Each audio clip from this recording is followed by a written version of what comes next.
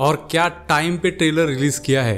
एक टाइगर से मैं उभर ही रहा था कि असली टाइगर भी आ गया। एनीवे, कुछ और कहने सुनने की जरूरत नहीं है। We all know why we are here, so stay tuned for Tiger 3 trailer breakdown. Welcome to किबाकी। ऑफ कोर्स टाइगर 3 का ट्रेलर रिलीज हो चुका है, कल ही रिलीज हुआ था और सबको काफी उम्मीदें थी, मुझे भी थी। सो देखते हैं कि एक एक करके हम लोग क्या क्या यहाँ पे देख सकते हैं, सीख सकते हैं। सो जैसे ट्रेलर शुरू होता है, so recreation of the first movie का silhouette. Ek Tha tiger movie को प्रमोट करने के लिए जिस सिलुएट का, जिस शेप का, जिस कंपोजिशन का सबसे ज्यादा यूज हुआ था, यहाँ पे हम लोग पहले शॉट में ही उस चीज का रिक्रिएशन इन अ वे देख सकते हैं। I mean this was the signature, this was the scarf and here it is back again. और अभी इसको देखते ही मतलब on a surface level, on A face value, जो एक लुक एंड फील वाला हम लोग को वाइब आता है, इसके बारे में हम लोग वीडियो में आगे जाके बात करेंगे। ऐसे देख के ही कहना मुश्किल है कि कितना CGI, कितना क्रोमा यूज हुआ है, but by looking at the light, detail and all everything, ऐसा मुझे लगता है कि this is not a complete studio shoot. I feel वो लोग एक लोकेशन में गए, वहां पे शूट किया, बट ऑफ कोर्स जो लोकेशन एनहांसमेंट होता है, मतलब लोकेशन को थोड़ा अपने स्टोरी के हिसाब से उन लोगों ने मॉडिफाई किया। और YRF को हमने ऐसा करते हुए पहले भी देखा है, पठान में भी उन्होंने रियल लोकेशन में जाके शूट किया था, बट देन उन्होंने उसको एनहांस किया अपने स्टोरी के हिसाब से, अपने टेस्ट के हिसाब से। तो मुझे लगता है कि यहाँ पे भी ना वही चीज हुआ है। But look at the colour grade, मतलब इतना फाइन ट्यून। अगर आप एक वीडियो एडिटर हो या फिर इस काम से थोड़ा सा भी जुड़े हुए हो, then you know how satisfying is to do this colour grade. ये जो वार्म कलर ग्रेड वाला होता है ना, this is more satisfying than cooler colour grades. और जो ब्लैक लेवल्स है एंड दिस फ्लेयर, एवरीथिंग मतलब कॉम्प्लीमेंट्स इच अदर। और बड़े स्क्रीन में, इमेजिन थिएटर में देख के कैसा लगेगा। और एक चीज है जो आई बिलीव जैक स्नाइडर ने इसको शुरू किया था या फिर इसको पहली बार इंप्लीमेंट किया था ऑन ए बिग स्केल, कि जब आपका CGI बहुत ज्यादा कन्विंसिंग नहीं है या फिर आपको पता है कि आपका CGI मे भी थोड़ा सा वीक हो सकता है, तो ऐसा करो कि जो रियल शॉट्स है, जो इन कैमरा शॉट्स है, जितना हो सके उनको भी ऐसे लाइटिंग करो या फिर ऐसे कलर ग्रेड करो कि वो भी थोड़ा सा आपको वो VFX वाली फील दे, ऐसा लगे कि इसको भी कंपोजिट किया गया है, ताकि जो दोनों चीज़ें हैं, मतलब जो कट्स होंगे, जो जंप्स होंगे कि CGI रियल, वो ब्लेंड हो जाए। और मुझे ऐसा लगता है कि इस पूरे मूवी में उस टेक्निक का बहुत ज़्यादा यूज़ हुआ है। जैसे कि ये बाइक चेज वाला सीन अगर हम लोग देखेंगे तो यहाँ पे बहुत सारे क्विक कट्स हैं, मतलब ऐसे अचानक से देखने से इतना रजिस्टर नहीं होता है कि कौन सा स्टंटमैन है, कौन सा सलमान खान है, कौन सा क्रोमा है, कौन सा स्टूडियो शूट है। और ऐसे क्लेवर शॉट कॉम्पोजिशन और कैमरा एंगल को देखिए, nicely hiding the face and then edit, boom, भाईजान, और किसी को पता नहीं चला। But by looking at the shots ना, मतलब अगर हम लोग कॉन्टेक्ट कंपोजिशन को देखेंगे तो आई बिलीव कि ये एक बहुत अच्छा मिक्सचर है। मतलब उन्होंने कुछ तो एरियल शॉट्स लिए होंगे लोकेशन का, but then majority of the shoot happened in studio. ऑफ कोर्स जो भाईजान के एक्सट्रीम क्लोजअप्स हैं वो सारे स्टूडियो तो हैं ही, वो देख के पता चलता है। देख के पता चलता है मतलब जब आप क्रोमा करते हो ना, तो एक हल्का सा एक लुक रह जाता है। मतलब अगर आप एजेस को देखोगे, if you know where to look, तो वो आपको दिखेगा। और वो दुनिया का कोई भी आर्टिस्ट उसको ठीक नहीं कर सकता, चाहे वो रोटोस्कोपी कर ले, चाहे वो क्रोमा कर ले, कुछ भी कर ले, एक हल्का सा एक कुछ तो रह जाता है। मतलब it is very difficult to explain, but वो हल्का सा रह जाता है और वो यहाँ पे भी है। This is where we can decode, right. और ये जो बाइक चेस सीक्वेंसेस है ना, अभी मैं इतने सारे बाइक चेस सीक्वेंसेस को स्टडी कर रहा हूँ। जैसे कि मैंने बोला था, मेरे अपकमिंग मतलब अगले साल जिसको मैं शूट करूँगा वहाँ पे भी मैं एक प्लान कर रहा हूँ। And this is a tedious process. मतलब आप कैसे कन्विंस करोगे कि आपका जो एक्टर है, आपका जो कास्ट है, आपका जो हीरो है, वही एक्चुअली में मोटरसाइकिल में है इन द एनवायरनमेंट। उसको करने के लिए ना इतने सारे शॉट्स आपको इतने एंगल से डालने पड़ेंगे ना, strategically this is a task. और यहाँ पे ये जो शॉट है, देखिए, ये दिस इज ए स्टंटमैन पक्का 100%। एंड देन ये भाईजान ने किया है। और ये जो पूरा शॉट है कि डॉली होके जो पीछे वाले को जूम होता है, फिर वो गिरता है, दिस इज 100% स्टूडियो। ये 100% स्टूडियो में हुआ है, बस कैमरा इधर से उधर मूव हुआ है। उसके बाद आते हैं कुछ फैमिली वाले शॉट्स, और हम लोग को पहली बार सुनाई देता है इमरान हाशमी का वॉइस ओवर। तूने मुझसे ये सब छीन लिया tiger. Finally the presence of Imran Hashmi, जो कि एक आवाज से, एक ऑडियो से आता है। और ऑडियो आजकल ना बहुत इंपॉर्टेंट है। आपने देखा होगा, ये बीच में ऐसे मोदी जी के भी बहुत सारे AI वीडियोस आए थे जहाँ पे वो गाना गाते हैं, right. These are very good, funny, humorous memes in a very good taste. So if you are also looking for an AI tool that can help you achieve this effect, then let me introduce you to our today's sponsor, Hitpo AI Voice Changer. As the name and purpose of it suggested, this is a drag and drop AI tool. You just have to go to AI Voice here and just select your already recorded audio or video file and select whose voice you want and just change voice. Of course, these are all English speaking celebrities. So here I am trying Elon Musk and this is so accurate. Or we can try Leonardo DiCaprio. Can you hear? This is so mind blowing. और सिर्फ recorded voice ही नहीं, आप real time gaming या live streaming में भी use कर सकते हो jigsaw and other characters. Just plug and play. अगर हम लोग जिक्सॉ के वॉइस को ट्राई करेंगे, This is my voice by the way. You get more controls to customize and even a user guide. तो नीचे लिंक है for this amazing AI tool. I hope this will help you get more creative with your projects and you can actually provide more to your clients. So do check Hitpo AI Voice Changer. और अब यहीं पे ही मैं जो चीज़ आप लोग को बोलूँगा ना, ये कि मैंने जो बोला कि जो CGI है, मतलब जो कंपोजिट है और जो रियल इन कैमरा शूट्स है, उनको बहुत अच्छे से ब्लेंड किया गया है. अगर आप देखोगे तो इस शॉट को देखिए, this is a chroma shot जैसे कि मैंने बोला, और इस शॉट को देखिए, दिस इज अ रियल मतलब इन कैमरा शॉट. यहाँ पे भी मे बी थोड़ा सा हल्का VFX हुआ होगा, but majority wise this is a in camera shot.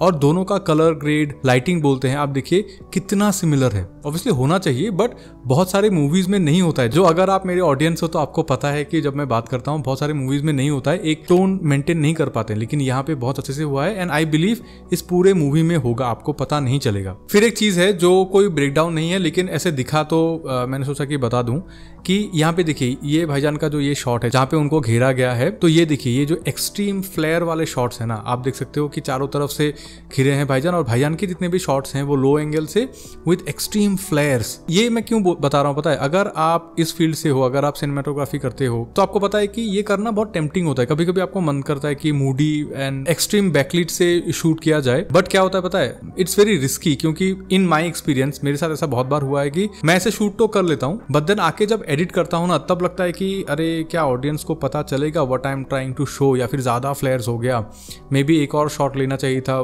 थोड़ा कम फ्लेयर के साथ. और एक एग्जांपल देता हूँ, जैसे मैंने बहुत सारे वाइल्ड लाइफ फोटोग्राफर्स को ये बोलते हुए सुना है, आपने देखा होगा बहुत सारे वाइल्ड लाइफ फोटोग्राफी में क्या होता है कि जो सब्जेक्ट रहता है उसके आर पार बहुत सारा बोके हो जाता है, क्योंकि इतने एक्सट्रीम जूम लेंसेज से वो लोग शूट करते हैं.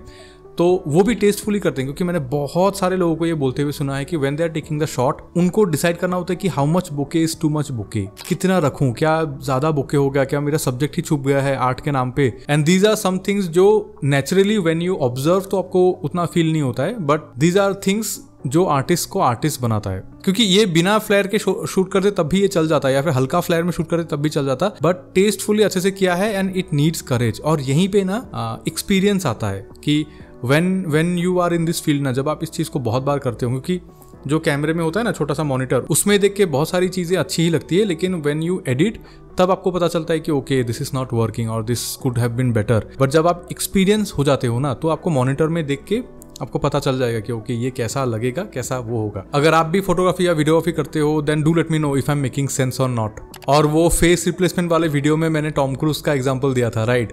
तो यहाँ भाईजान ने पर्सनली ले लिया और यहाँ पे देखिए पूरा टॉम क्रूज बन गए. उन्होंने भी परवेज भाई को बोला होगा, परवेज करके दिखा कि मैं होता तो मैं कैसे करता. अब यहाँ पे जो टीजर वाले वीडियो में मैंने एक साउंड की बात करी थी, लैपटॉप में जो वो डिजिटल एक साउंड आते रहता था, this was not needed, but वो कुछ शॉर्टकट्स मतलब कुछ आपको कन्वे कर देता है सबकॉन्शियसली. तो यहाँ पे भी ना वो चीज़ हुआ है. आप देख सकते हो कि जब भाईजान नीचे उतरते हैं, मतलब थ्रू आउट दीज शॉट्स आपको ना एक हल्का सा ऐसे किट किट किट किट एक साउंड आपको सुनाई दे रहा होगा. वो थोड़ा सा टैक्टिकल लगता है वो साउंड जो होता है. ये खेल हाथों का नहीं, ये खेल हाथों का नहीं. बट यहाँ पे ना एक्चुअली में मतलब इन रियलिटी यहाँ पे वो साउंड रहना डजंट मेक सेंस, क्योंकि वो जो साउंड है वो बेसिकली होता है पुली मैकेनिज्म होता है ना, कि जब एक पुली को सिर्फ वन वे डायरेक्शन में घुमाने का जो मैकेनिज्म होता है, अगर वो कहीं पे है, जैसे कि कार में रेंचेस में होता है, तो ये साउंड उसका है. ये खेल हाथों का नहीं. ऐसा नहीं बोल रहा हूँ कि नहीं देना चाहिए था, ऑफ कोर्स देना चाहिए था, बट दिया है और क्यों दिया है, this is what I am explaining. और अगर आपको ये साउंड टेक्निक के बारे में और भी डिटेल में जानना है तो आप मेरा टाइगर 3 टीजर ब्रेकडाउन वाला वीडियो देख सकते हैं। और क्या बेहतरीन CGI ब्लास्ट, आप लोग देख सकते हो ये ब्लास्ट यहाँ पे CGI किया गया है, बट यहाँ पे देखिए ब्लास्ट का जो इम्पैक्ट है, जो लाइट है वो इन पेड़ पौधों में मतलब सराउंडिंग में भी आता है, जो एक्चुअली में जरूरत नहीं थी बट दिया है। एंड दिस मेक्स थिंग्स, वो बोलते हैं ना, वो फिननेस बोलते हैं ना, वो इन सब चीजों से ही आता है। और ये ट्रेलर लगभग 3 मिनट का है और अब तक 1.5 मिनट जा चुके होते हैं। और मैंने जैसे बोला था मेरे बहुत सारे ट्रेलर वीडियोस में कि मिड पॉइंट में क्या होगा, लो आएगा, क्योंकि आपको क्रेशेंडो में खत्म करना है, तो एक लो आएगा and you literally see your hero crying in the middle point of the trailer. इसको बेसिकली फर्स्ट एक्ट मतलब 3 एक्ट स्ट्रक्चर बोलते हैं, first act, second act, third act. But हमारे इंडियन मूवीज में यूजुअली वो 3 एक्ट स्ट्रक्चर नहीं होता है, क्योंकि हम लोग को बीच में इंटरवल डालना होता है। हम लोग के मूवीज को एपिसोड 1 एपिसोड 2 हिसाब से लिखा जाता है, बट ट्रेलर्स में तो कर ही सकते हैं, राइट, बिकॉज शॉर्ट एंटरटेनमेंट। तो यहाँ पे आप देखिएगा हर ट्रेलर में ये होगा, हर ट्रेलर में। And then the come back with the BGM। और आप देख सकते हो कि भाईजान को ना ट्रेलर में बहुत सारे शॉट्स में बैकलिट किया गया है, लिटरली मतलब उनको प्रॉपर मसीहा दिखाया गया है। और मैंने तेजस के VFX के बारे में एक सवाल उठाया था, राइट, कि हमारे इंडियन मूवीज में जब VFX करते हैं तो क्यों मोशन ब्लर क्यों नहीं करते अच्छे से।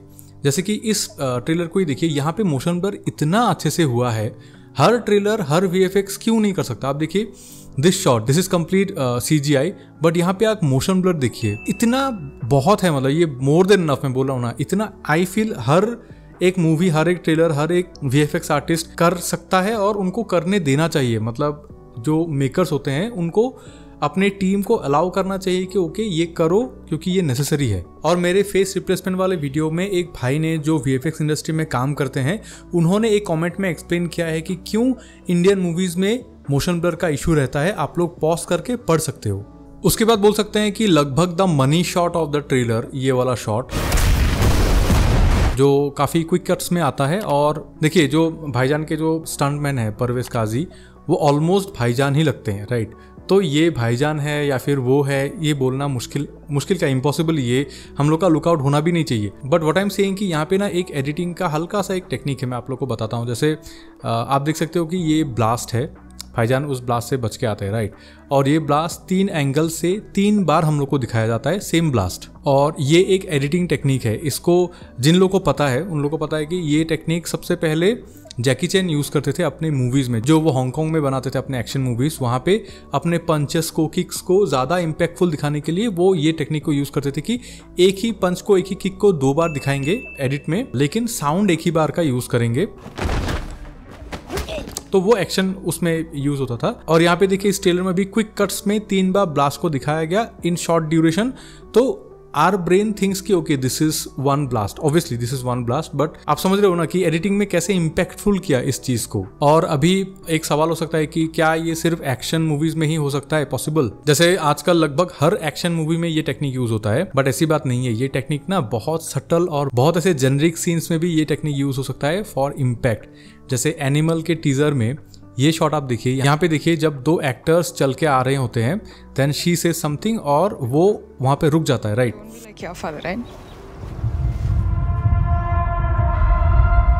तो वो ना 2 बार रुकता है, 2 अलग अलग एंगल्स से। दोनों ने ही वो सेम एक्टिंग 2 अलग अलग एंगल्स से किया, ऑब्वियसली क्योंकि कैमरा शिफ्ट करना था।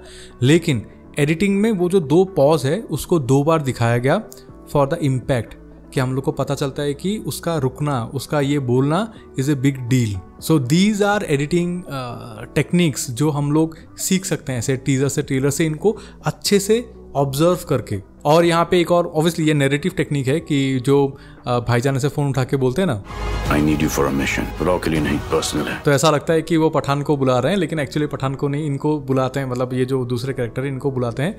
मे बी वो पठान हो भी सकता है मूवी में, बट यहाँ पे डिसीविंग, मतलब आपको एक थोड़ा सा हाई दे के ओके नहीं इट्स नॉट पठान, वो वाला फील देने के लिए। This is also an editing, ये बहुत कॉन्शियसली किया गया है ड्यूरिंग राइटिंग द ट्रेलर। के ट्रेलर में हम लोग ऐसे ऐसे चीजों को रखेंगे। और उसी के बाद of course we see the reveal of Imran Hashmi. उनका लुक ठीक ठाक लगा, मतलब जैसे छुपाया गया था, पता नहीं मैं क्या एक्सपेक्ट कर रहा था, लेकिन यहाँ पे बहुत अच्छे लग रहे हैं वो दिखने में।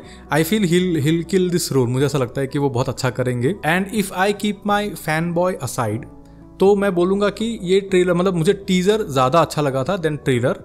और एक चीज़ जो मुझे अच्छी नहीं लगी कि ये जो भाईजान का मनी शॉट है, this is directly taken from RRR। वो मुझे थोड़ा सा लगा कि मे बी कुछ अलग मतलब इनोवेटिव कर सकते थे, या फिर ये शॉट में भी टीजर में डाल के टीजर वाला शॉट इधर डालना चाहिए था, is what I felt. But colour grade, composition and motion blur are on point. तो आप बताइए आप क्या सोचते हो इस ट्रेलर के बारे में? Do you agree what I have said और have you learn something new from this trailer, from this video? If yes then hit the like button. अगर आप पहली बार मेरी वीडियो को देख रहे हो देन सब्सक्राइब करके जाइए, ऐसे वीडियोस रेगुलर आते हैं मेरे चैनल में। एंड बाय द वे मैंने ना एक्चुअली ग्रे वाला ऑर्डर किया था लेकिन वो आया नहीं, इसीलिए मैं ब्लू वाले के साथ कर रहा हूँ video. I think Jeff Bezos भी जलते हैं भाईजान से क्योंकि भाईजान के बाल वापस आ गए ना। But anyway, this was Shamim, you watching की बाकी भी। See you in the next video and I am super excited for this movie. Super excited. See you.